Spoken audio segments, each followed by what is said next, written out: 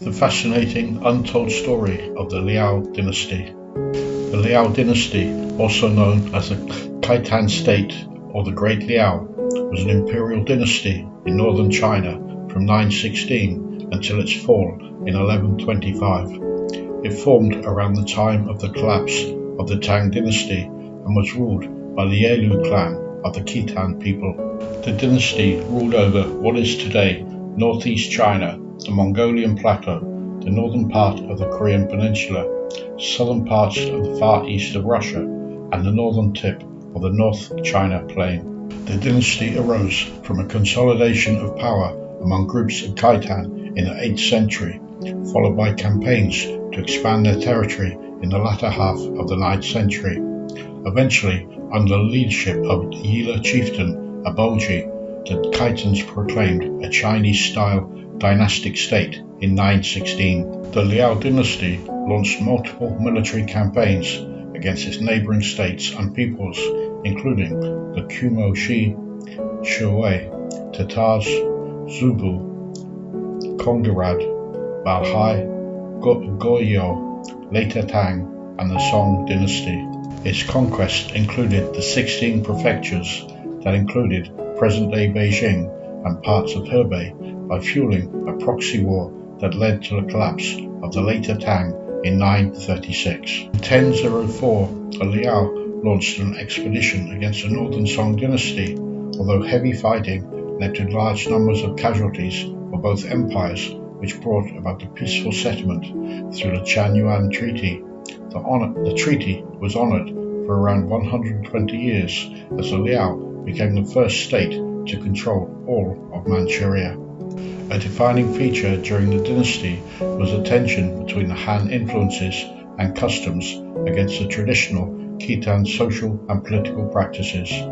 This tension led to crises over succession, with Liao emperors favouring the Han concept of primogeniture, or the eldest son becoming emperor upon the death of his father, over the majority of the Khitan elite supporting their traditional concept of succession by the strongest candidate. Such practices led Abaoji to set up two parallel governments. The northern administration was governed using traditional Khitan practices, while the southern administration, with large areas of non-Khitan influence, adopted governmental practices favoured by the Han. The Liao dynasty ended in 1125 when the Jurchen-led Jin dynasty captured Emperor Tianzhou of Liao.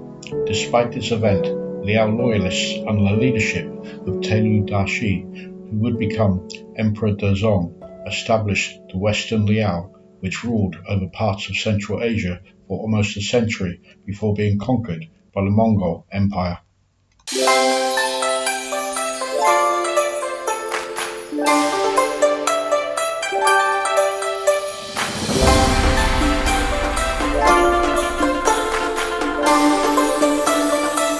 Origins of names associated with the dynasty. Founded in 907, it was known as the Great Khitan State by its founder Abaoji, who became Emperor Taizong of Liao.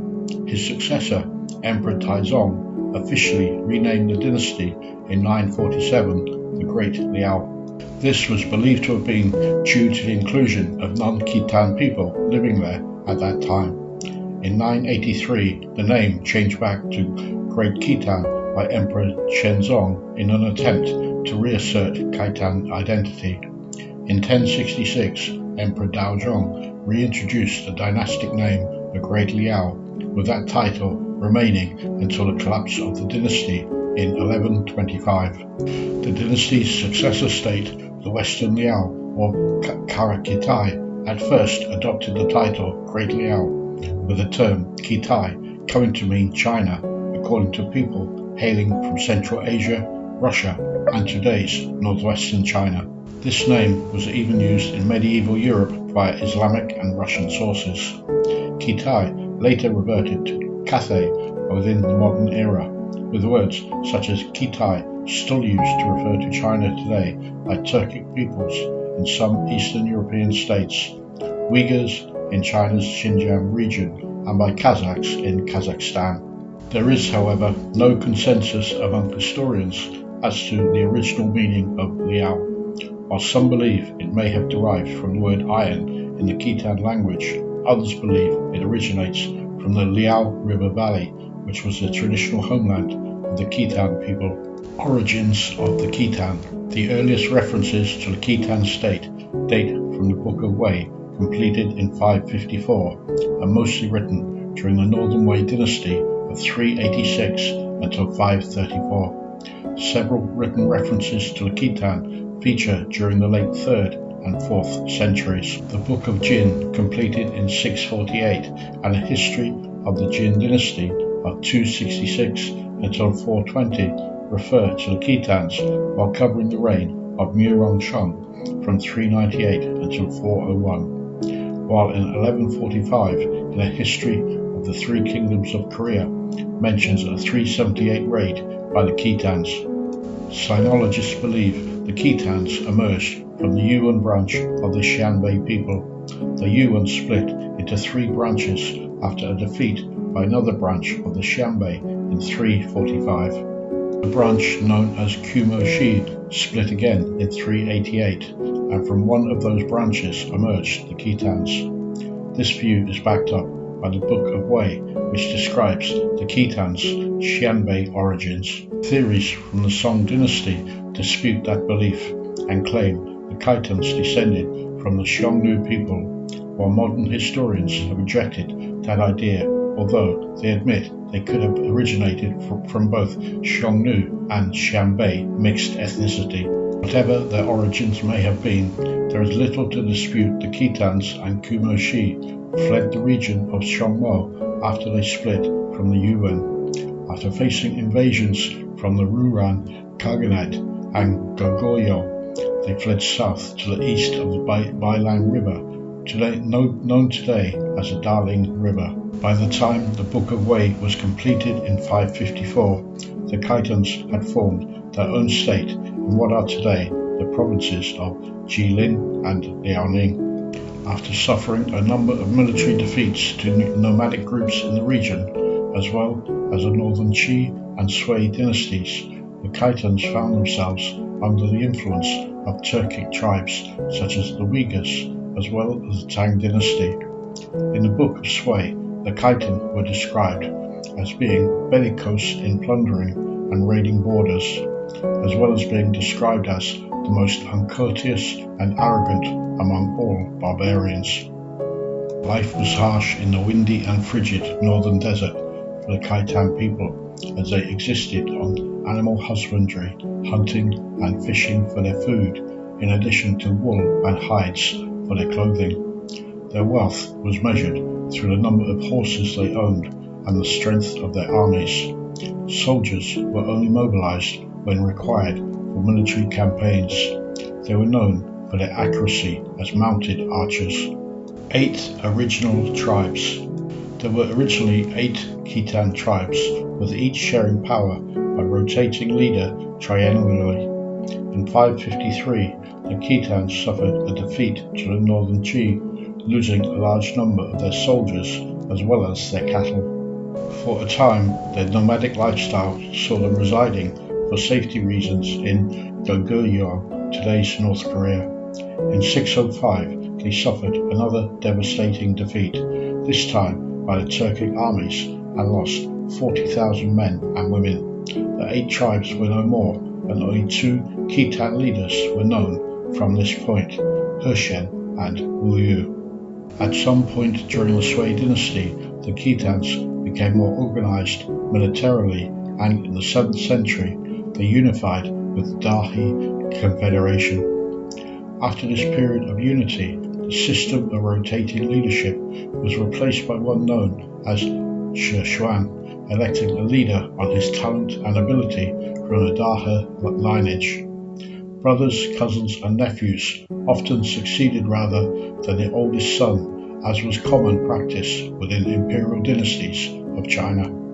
During the Tang dynasty, the Chinese surname of Li was bestowed on the Balhae, and their leader was appointed governorship or management of the Khitan tribes. As the Tang control began to slip in the north of China, a famine occurred in Khitan territory in 696, and Zhao Wenhui, the governor of Yingzhou, failed to provide the Khitan with relief supplies, sparking a rebellion. The Dahe leader Li Jingzong captured Yingzhou and declared himself Wushan Khagan, or paramount Khagan. The Tang sent an enormous army consisting of 28 generals against the Khitan, but was defeated at Xiashi Gorge. The Tang continually suffered defeats until Li Jingzong died of disease.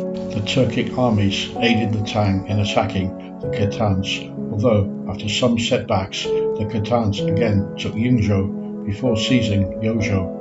The Tang sent another 170,000 strong army, but again suffered defeat.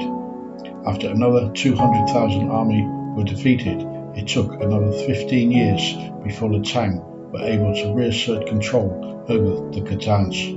An Lushan rebellion and the Khitan rise to power. The Tang governor An Lushan launched two invasions against the Khitan in 751 and 755. After being defeated by the Khitans in the first invasion, An Lushan was successful in the second. An Lushan then led a rebellion against the Tang that included Khitan soldiers in his rebel army. An Lushan had a Khitan eunuch, Li Zue, who was highly trusted by An Lushan, having served him for many years.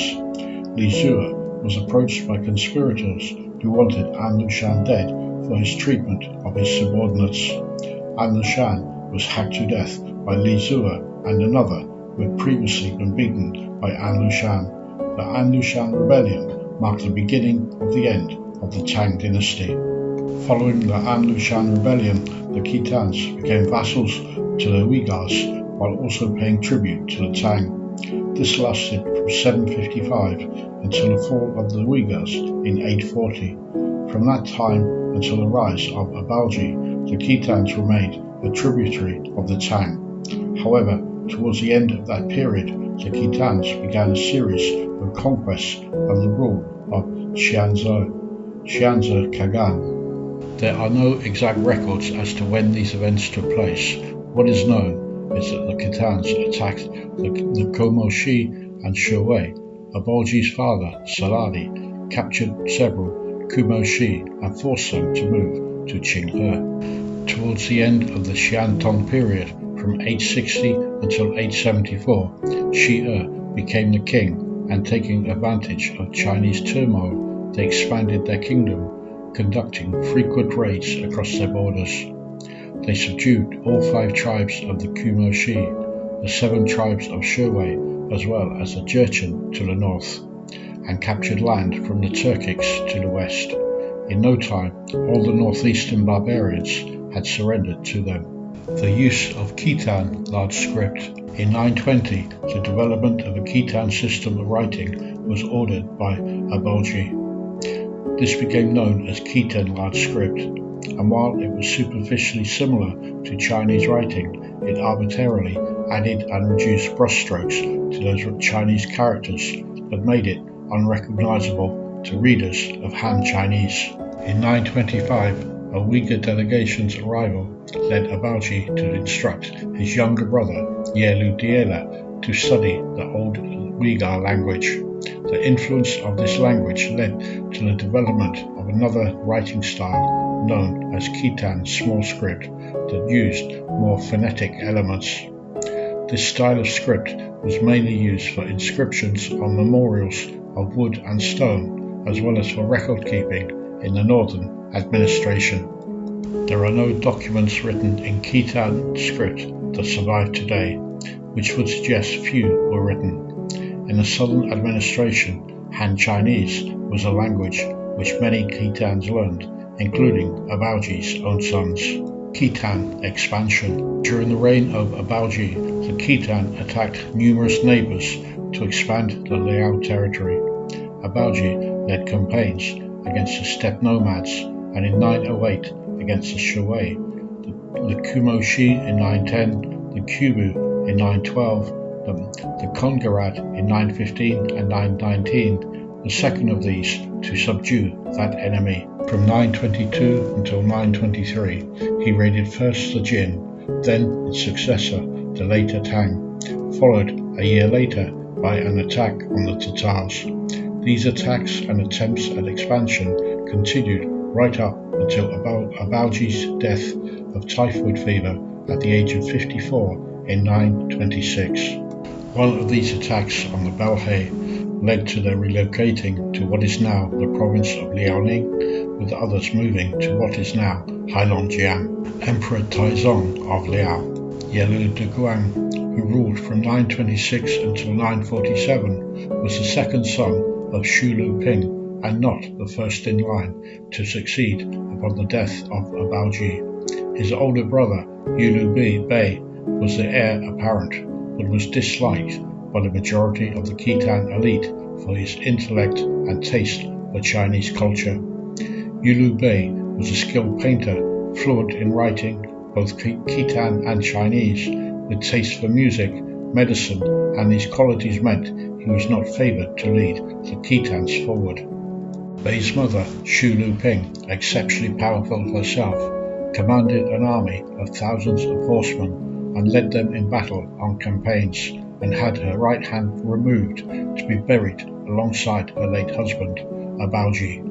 Shulu Ping disapproved of her oldest son as heir due to his Chinese leanings and used her influence to have Bei step aside in favour of his younger brother, De Guang. Yelu Bei was given the rule of the Dongdan kingdom in the former Balhae territory and was still considered a threat by his brother, Emperor Taizong.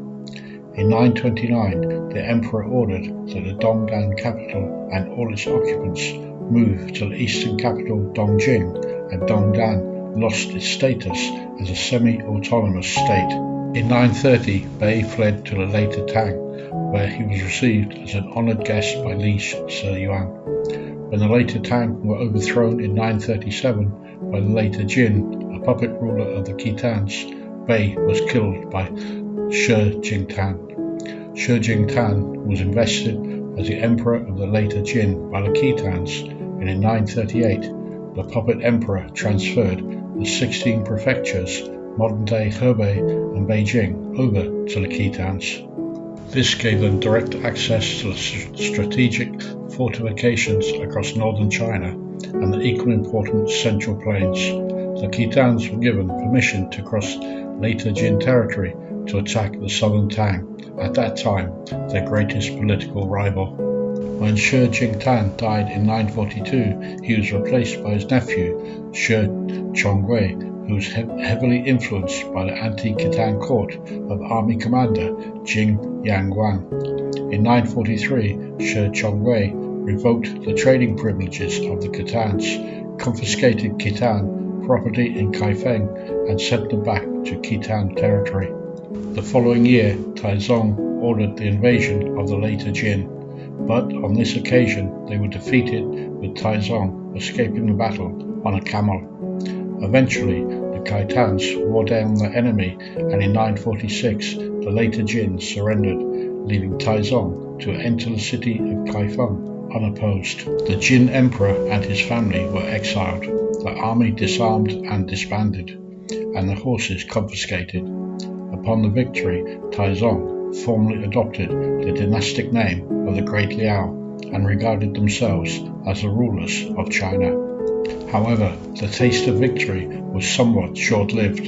Having brought with them inadequate supplies, the city was looted and harsh levies were imposed on the local population, causing resentment and localized attacks. Rather than stay and govern the conquered city, the Khitans removed anything of value back to their supreme capital. Taizong also faced another threat, this time from Taiyuan, where Liu Ziyuan had announced a new dynasty, the later Han. After 3 months of occupying Kaifeng, Taizong withdrew his forces and prepared to return to Liao territory. En route, Taizong fell ill and died near modern-day Shizhuang at the age of 45 in May 947. Emperor Shengzong, in a repeat of the previous successor to the throne, Yelu Yuan, who became Emperor Shizong, was not the designated heir to the throne. The son of Yelu Bei, Yelu Ruan, was the younger brother to the intended ruler, Yelu Lehu. Ruan was raised by Taizong after the departure of Yelu Bei in 930, and the relationship between Taizong and Ruan was close, like a father and son. Ruan took part in the earlier invasion of the later Jin, and in doing so became a capable warrior. Upon the death of Taizong, Ruan declared himself emperor before his father's coffin. On his way back to the supreme capital, Ruan was attacked by his brother, Yelu Lehu. He was then attacked by the army of his mother, Shilu Ping, with a stalemate developing as they confronted each other across the Sha Moron River for several days until a deadlock was resolved. Lehu, who was regarded as cruel and spoilt by the Khitan nobility, was unable to garner enough support for another challenge to Shizong's being emperor. Upon being formally appointed emperor, Shizong exiled both Empress Shilu Ping and Yelu Lehu, ending any political ambitions they may have held. However, the political situation within Liao remained unstable. In 948, the second son of Taizong, Yelu Tianda, conspired to murder his brother, the emperor. The attempt failed, although the lives of the conspirators were spared. Among the conspirators was Xiao Han, a nephew of Shilu Ping, who plotted a second assassination attempt the following year and was once again spared. He then made a third attempt, this one resulting in the execution of Xiao Han. Shizong's period of rule lasted just 4 years and died at the age of 33, and he had not produced a son of age to inherit the throne. Shizong's rule was characterized by a series of rebellions from within his extended family. Emperor Muzong, posthumously known as Emperor Muzong of Liao, Yelu Jing was a cousin of Shizong, whom he succeeded in 951. Muzong was known to be a heavy drinker and spending most of his time hunting or sleeping, and he became known as the Sleeping Prince. The first years of his reign were a time of continual instability. A younger brother of Shizong, Luoguo, led a plot with one of his uncles to defect to the later Zhou, and were later executed when the plot was discovered. In 953, Wan, a son of Yelu Lehu, conspired against the emperor. Wan was spared, but his co-conspirators were executed. There were more rebellions plotted and discovered in 959 and 960 before they took place. Yelu Lehu was implicated, arrested, and later died in prison. Towards the end of Muzong's reign, there were minor skirmishes in 965 with the Shiwei and Khongirad. Otherwise, the northern border remained peaceful for the Liao. In early 969, Muzong reportedly went on a month-long drinking binge, which led to his acting violently and irrationally, including butchering some of his bodyguards. On the 12th of March, 6 of Muzong's personal assistants murdered him. He was 37 years old. Emperor Jingzong, the son of Shizong, Lushan, succeeded Muzong as emperor in 969 and became the last Liao emperor during the 5 dynasties and 10 kingdoms period, with the rise of the Song dynasty in southern China. By 978, the Song had defeated all their competing states except for the northern Han, who strengthened their ties with the Liao in the hope of fending off the Song dynasty. However, the Song invaded the northern Han in 976 and 977 and was repelled by Liao interventions on both occasions. In the summer of 979, Emperor Taizong of Song took the northern Han capital of Taiyuan, annexing the northern Han, but Taizong made the mistake of attempting to invade Liao territory by overextending his entire army by advancing towards the Liao supreme capital. The Song lost a crucial pitched battle at the Gaoliang River, with Taizong wounded and fleeing on a donkey cart. In addition to hostilities with the Song, the Liao also faced attacks from the Tanguts in 973, a conflict with remnants of the Balhae people in 975, and the Jurchens in 973 and 976. On the 13th of October 982, the 34-year-old emperor died of sickness during a hunting trip. Before his death, he designated his oldest son, 11-year-old Longshu, as his successor, Emperor Shengzong. Succeeding his father at just 11 years old, the early years of Yelu Longshu's rule were through his mother, Xiao Yanyan, acting as regent. Until her death in 1009, the Khitan Empire was ruled by Xiao Yanyan together with 3 ministers. She was a very capable leader, being astute in both politics and warfare, and according to the history of Liao, Shengzong was a successful leader because of his mother's instruction. By 994, the Khitans had annexed Zhongyan, secured a peaceful settlement with the Goryeo after years of conflicts over the former territory of Goryeo. There were skirmishes with the Song in 994 and again in 999, with little gains for either side. That changed in 1004 when Shengzong, together with his mother, led their armies to march on the Song capital of Kaifeng. Emperor Shengzong of Song met them at Chanyuan, a small city on the banks of the Yellow River.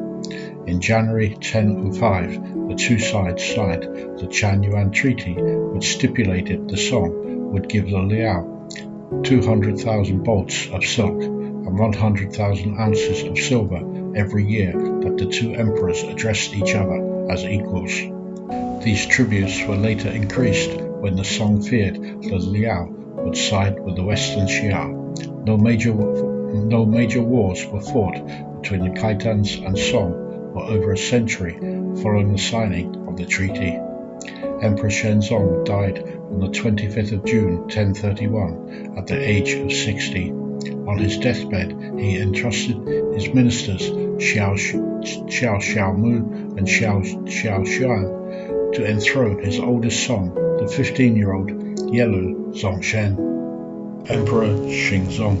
Yelu Zongshen was the oldest son of Emperor Shenzong and one of the emperor's lesser consorts, Xiao Nujin. Despite his parentage, he was raised as an adopted son by Empress Qitian. However, Nujin fabricated a plot to get Qitian banished and later commit suicide. Nujin then declared herself regent, began holding court and conducting duties. In 1034, Nujin led a plot to have Shengzong replaced with his younger brother, Songyuan, who Nujin had raised herself. However, Songyuan wanted no part in this treachery and informed Shengzong of the plans hatched by their mother. Nujin was banished to their father's mausoleum as punishment.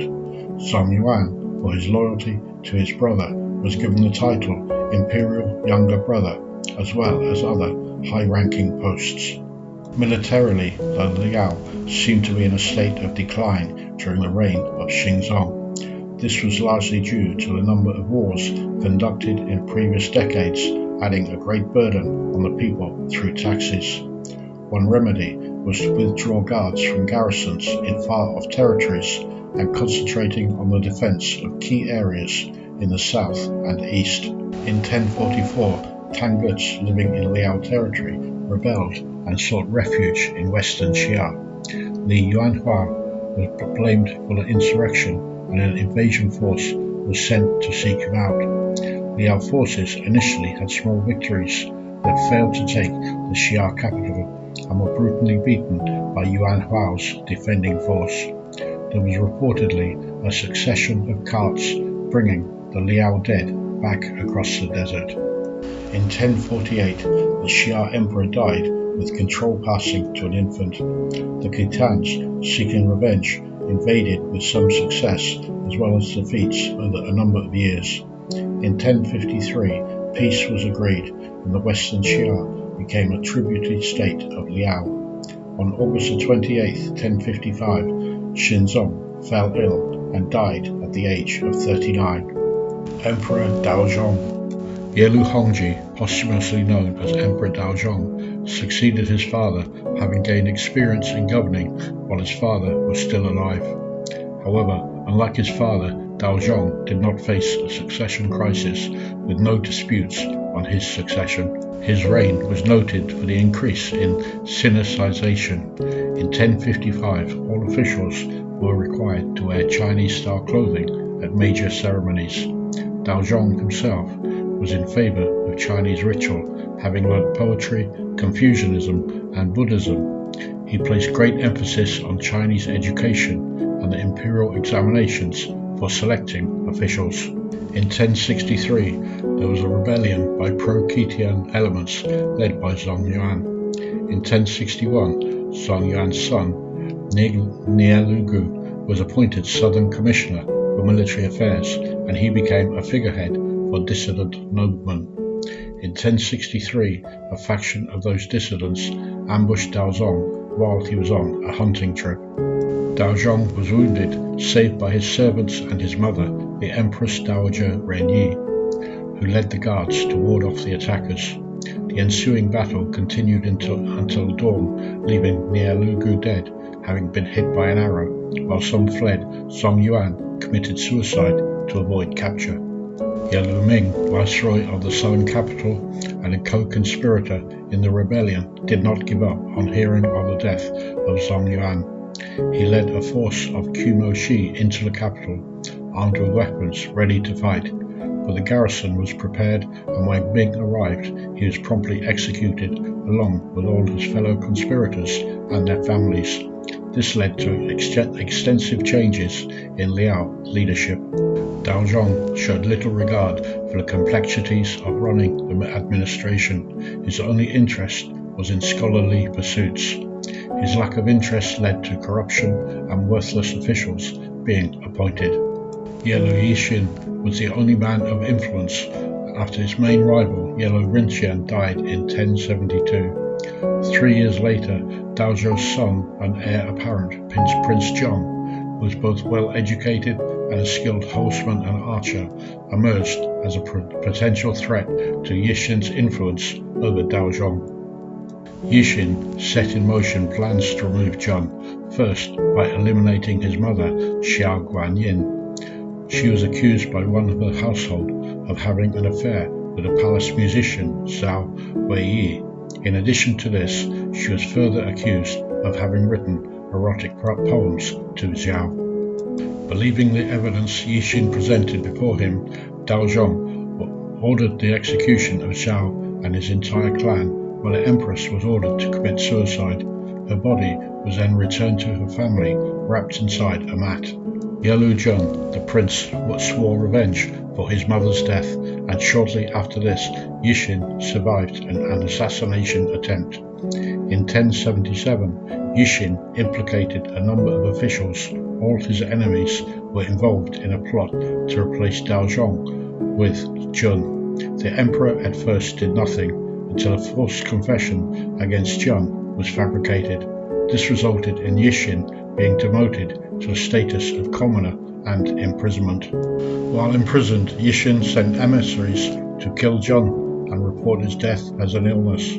However, Jun's wife was also killed, and Taizong was left to consider his poor decision-making over his trusted servant, Yixin. Yixin was eventually found guilty of trading prohibited goods with a foreign state and sentenced to death. Yelu Yanshi, the late Jun's son and Taizong's grandson, was selected as his heir and carefully groomed for that future role. Economically, the Liao Dynasty suffered several natural disasters during the reign of Taizong. At first, this only affected the southern agricultural areas, but by the 1080s and 1090s, the northern tribal areas also experienced high levels of suffering that resulted in displaced families and vagrants. Due to relief payments and the granting of tax exemptions, the government lost huge amounts of revenue. In 1074, the eastern capital region was hit by severe flooding, which resulted in flood control works being implemented. This was later opposed due to the costs involved. Then, in the winter of 1082-3, an unusually high level of snow killed around 60 to 70% of tribal livestock and horses. Emperor Taizong died on the 12th of February 1101 at the age of 68. Emperor Tianzong. The first act of Yelu Yanshi upon becoming emperor was to desecrate the tomb of Yelu Yixin and all those responsible for the death of his grandmother and parents. The remains of Yixin and his allies were mutilated. The deceased Emperor Taizong was interred together with the empress who had been forced to commit suicide. Tiaozou's father Jun was given a posthumous temple name as though he had reigned as an emperor. Despite being a time of Liao Dynasty fell to the Jurchens by 1125, the Jurchens were a Tungusic people who had been in contact with the Khitans throughout the period of rule, ever since the rise of Abaoji. Jurchens were categorized into three groups by the Khitans. The civilized Jurchens descended from tribes captured by the Khitans in the 10th century and had assimilated into that society.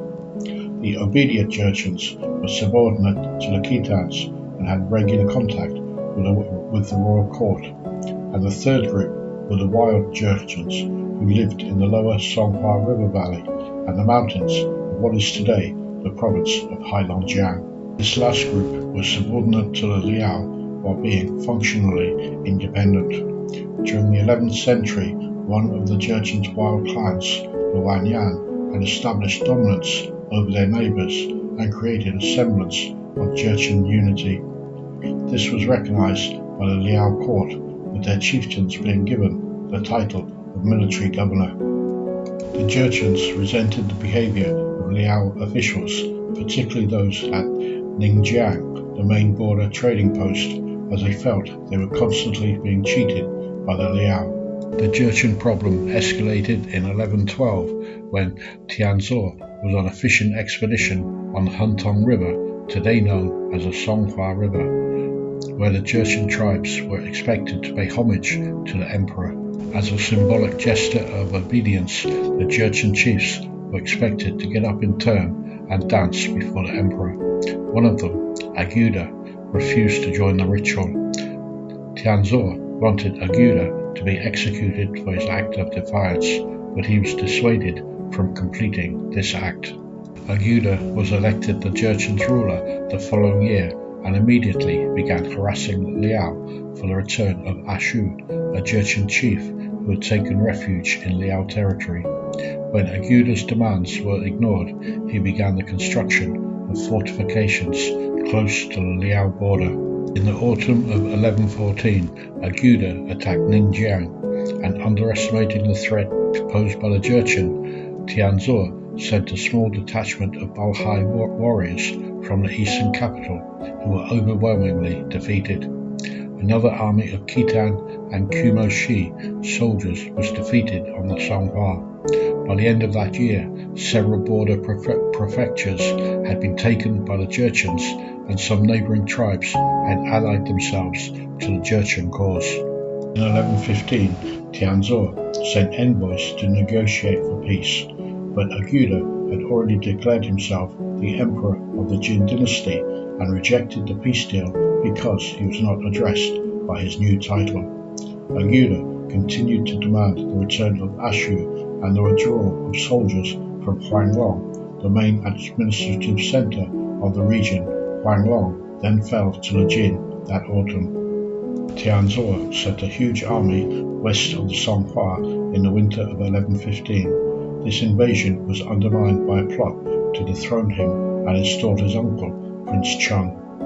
The main conspirators deserted the army and sent Chun details of their plan. Chun refused to take part in the coup, and the leader of the planned coup, Yelu Zhangnu, was beheaded. More than 200 nobles implicated in the plot were executed and their families condemned to slavery. In early 1116, after another attempted rebellion, the entire Liao region east of the Liao River was under control of the Jin. When the Jin attacked Shengzong on the Songpa River in early 1117, the Liao army melted away, not even offering token resistance. By the end of that year, the Jin had crossed the Liao River and conquered several more prefectures. In 1118, and a lull in military activity, Tianzong initiated peace negotiations. But the Jin demands were outrageous in the eyes of the Liao, requesting half of the Liao Empire, as well as demands of payment in silk and silver. Such demands were impossible to meet. With his resources stretched, Aguda was unable to continue his military campaign against the Liao. In 1119, a rebellion against the Jin occurred at the eastern capital. This brief interlude in fighting was not favourable to the Liao, as they were plagued by famine, local rebellions and defections to the Jin. Hostilities recommenced in 1120 when Aguda broke off negotiations. Further attempted rebellions weakened the Liao, and in 1122 Tianzong took flight from the Jin, passing through Juyong Pass to the western capital before escaping to the Yin Mountains, where he tried to recruit fresh soldiers from local tribes. Following on his fleeting trail, the Jin took control of the western capital in the spring of 1122. The Tang, fearing an invasion of their territory, sent an army in support of Tianzong in an attempt to block the Jurchen advance. Shortly after his arrival, Aguda defeated a joint Khitan Tang army close to the Xia border. Aguda then turned back to take the southern capital, where Prince Chun had recently been declared the Emperor of the Northern Liao. Only 3 months after being declared Emperor, Chun was dead, leaving his widowed Empress in control. In the late autumn of 1122, 2 of her commanders defected with their armies to the Song dynasty. That winter, Aguda took the southern capital, with the remaining Khitans fleeing in 2 groups to the west. One group, under the command of Xiao Gan, fled to western Xia, where they set up a short-lived Shi dynasty that lasted for just 5 months before Gan was killed by his own soldiers.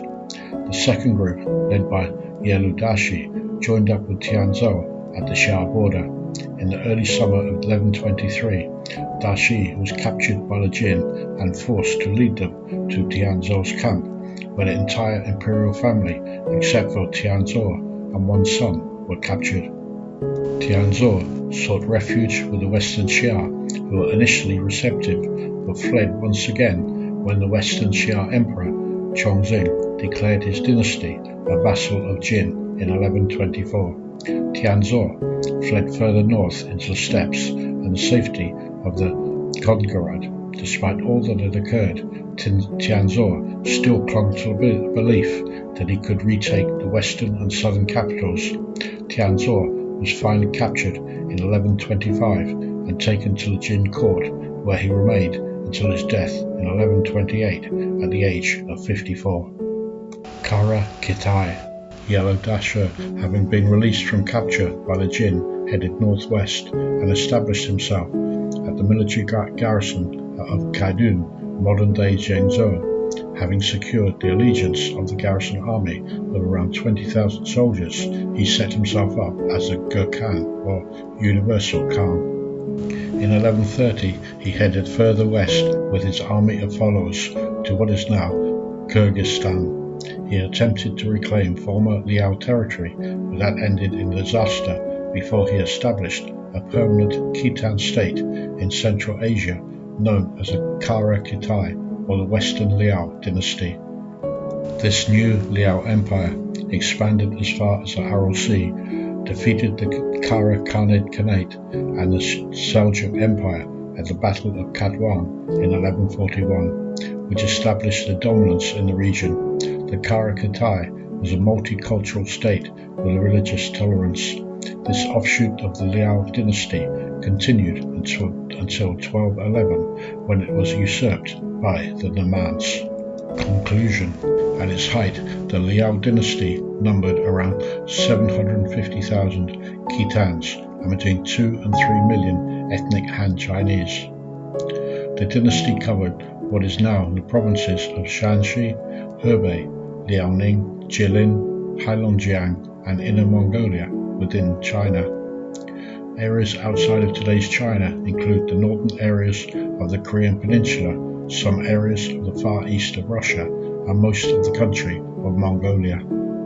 That is all for this video. If you have enjoyed watching and it's shown you a little detail of life here in China, then your subscribing to my channel would mean a lot to me.